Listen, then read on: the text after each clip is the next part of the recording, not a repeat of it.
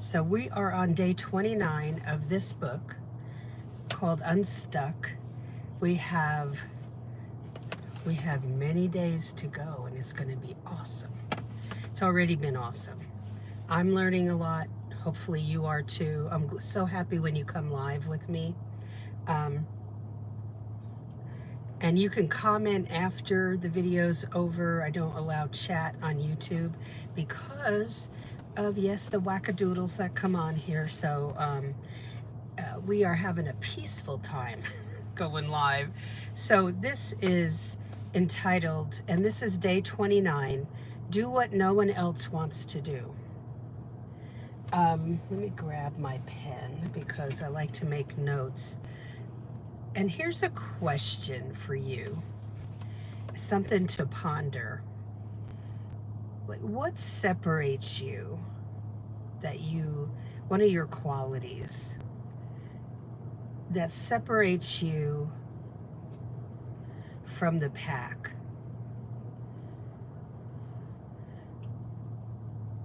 That is a quality that you would be really proud to talk about in an interview. You know, it could be that you are an organizer. And maybe you're not. Like at home, I'm not the best organizer. I struggle with that, and I have to fight against the opposite. But at work I am. And so that's one of my strong suits in organizing the work.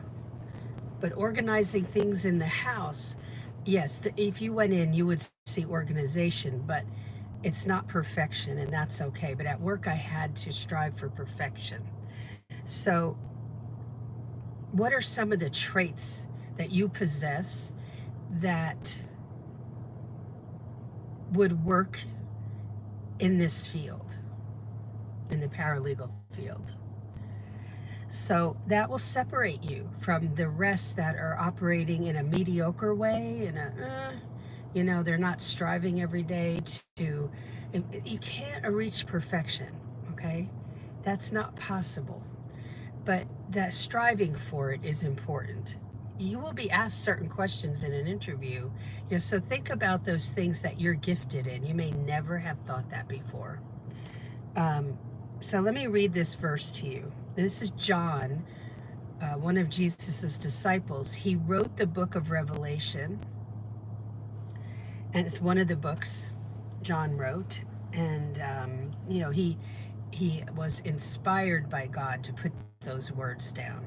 So he says in Revelation 1:9, I, John, am your brother and your partner in suffering and in God's kingdom and in the patient endurance to which Jesus calls us. I was exiled to the island of Patmos for preaching the word of God and for my testimony about Jesus. He didn't do anything else that was wrong, but Rome sentenced him to isolation, where other criminals were too, to the island of Patmos, which was a very desolate place. Hardly any vegetation grew there. He was banished, and somebody would describe it as a sterile island. It was rocky, just nothing there. He wasn't guilty of murder or defrauding the government or breaking any other laws except that he was preaching about Jesus. And the Romans knew he would never change his belief system. So they figured, well, have at it, John. You'll either starve to death or be killed or something, But he survived. And the Lord saw to it that he survived to a very old age. In fact, John was the only one of the 12 disciples that wasn't killed for his beliefs or for preaching. He was banished to the island, but God had a plan, and God wanted him to write the book of Revelation while he was there. And God revealed all this to him in order to write it down for us. I can you imagine being on that island with hardened criminals, with people that have been sentenced for, a, I mean, a lot worse than John's offense. So he lived to write that book, and God took him. People estimate that John was in his 80s. I don't know if that's true or not. Um, but he heard God's voice and he documented what God was telling him. You know, there are times when we feel, excuse me, isolated and deserted. We're beaten down. We don't think, even though you might feel led to go into this particular career or whatever God's leading you to do, you feel like, why am I wanting to do this? And it's God telling you this, that a lot of other things come in to your mind that it's too scary. I'm not smart enough. I'm too old. They all want experience. Those are lies that you're believing, or you're telling other people have told you this, or you've read it online, and I'll see people saying, I went through 2 years of school and I can't get in, because they all want experience. We all got in with zero experience. So what is the real problem here? And I know there's a problem. The problem is how you present yourself in your cover letter. You're like, my cover letter? That's just to introduce my resume. No. It's the biggest sales tool when you're looking for work and you're not using it correctly. But one of the reasons you're not using it correctly is because you don't know what to put in it, and you need to convince the attorney or the office manager who's reading this that you do know something, so it's not about your strong work ethic and your detail oriented. I thought it was that until I got a couple phone calls from two different attorneys, and they were cluing me in, like they, not saying we wish your cover letter was better. They didn't say that.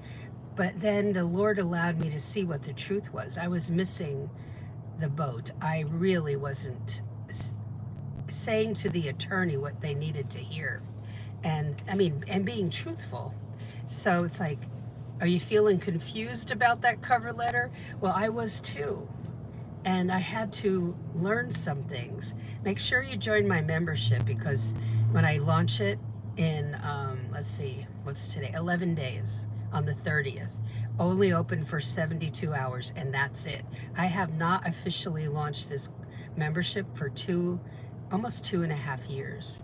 So don't miss out. Go to paralegalcoffeetalk.com. You can't get into it now, but you can read about it there. Paralegalcoffeetalk.com. Accelerator, ACCELERATOR.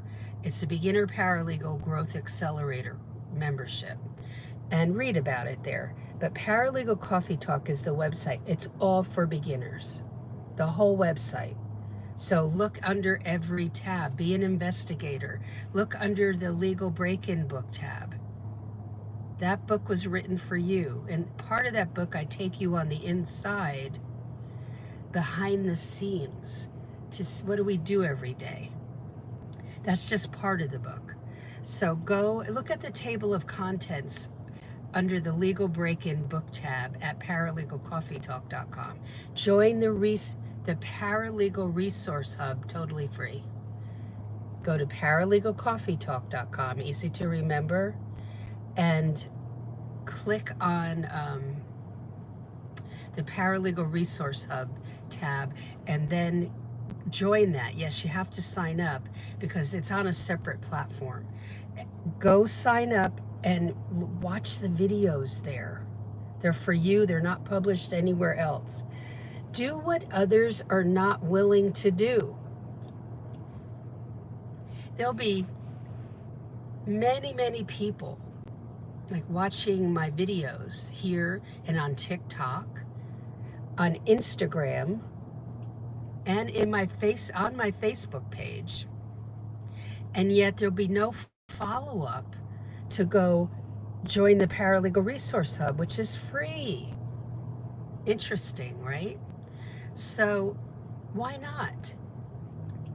Because the high percentage of people that are that are talking like this about going into the field, high percentage will never do it. Why?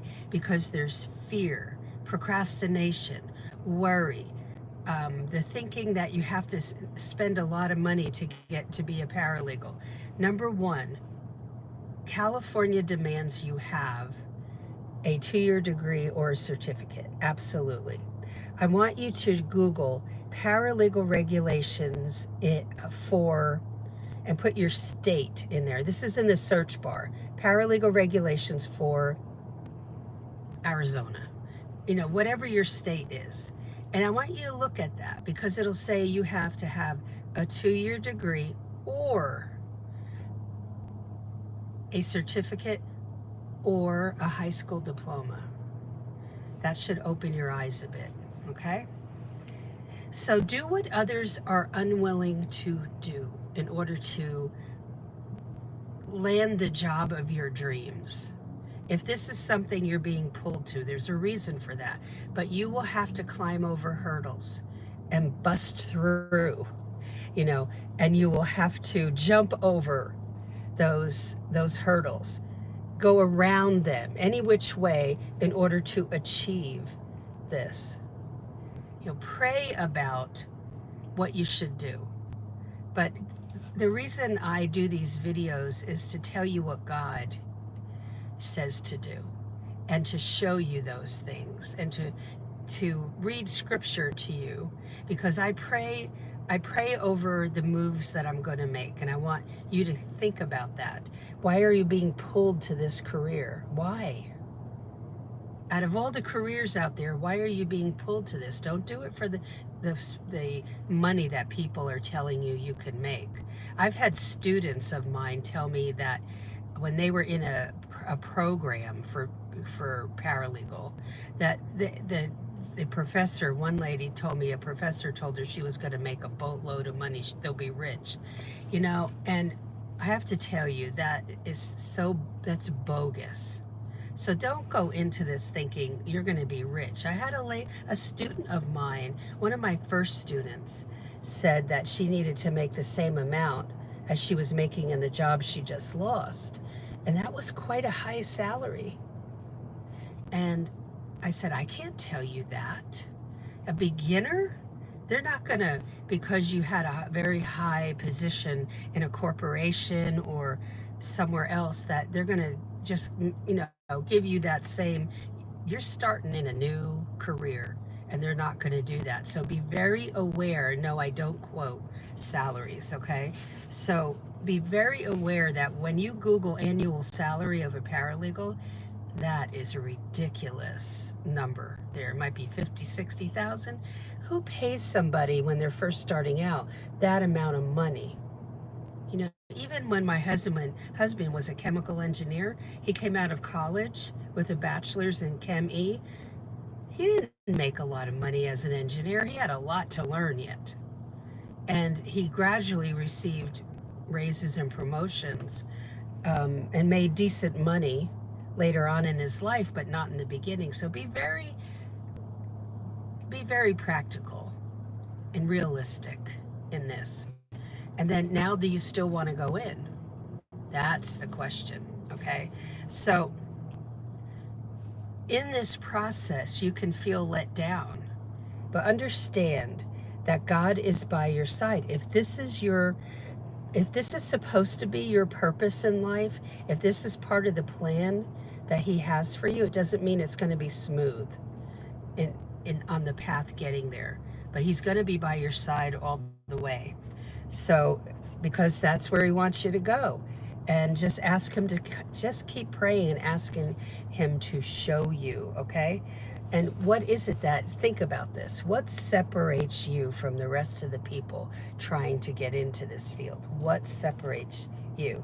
Do you not give up easily? That's a great trait to have. great trait to have. In fact, it's an important trait to have, just as a human, but as a paralegal. Okay, tomorrow's which is Fridays. And I may do one on Saturday. I don't know yet. I'll see what God tells me to do. That will be day 30, and it's called Don't Be Intimidated. So don't forget to go to paralegalcoffeetalk.com and look under all the tabs. Be an investigator. That's what we do as paralegals. So look under Paralegal Resource Hub, sign up and get in that. That's free. And then go look under Paralegal Resources. Look under the Legal Break-In Book tab. That book is for you, the beginner. What else is there? Look under the Paralegal Regulations tab. Now that document in there that you can have is a PDF, but that's from a National Paralegal Association. And that's about 8 years old, but I leave it up there. Google what I said. Paralegal regulations for, and put your state name in there. I'm in Tennessee right now.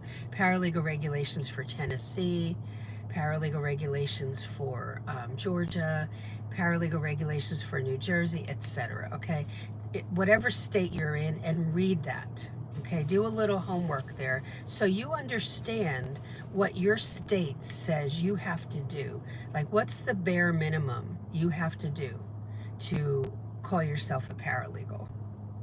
Okay, most of the other 49 states outside of California don't require you get a degree or a certificate, but you can if you want to. I love the freedom of that. I love that. Okay, and I hope most of the other states don't do what California did. That's how I feel about it. So have a great day, and I will talk to you in the next video. Please like and subscribe. That really helps. And share the video if you know somebody that needs to hear this. Okay, have a great one, and I'll talk to you tomorrow.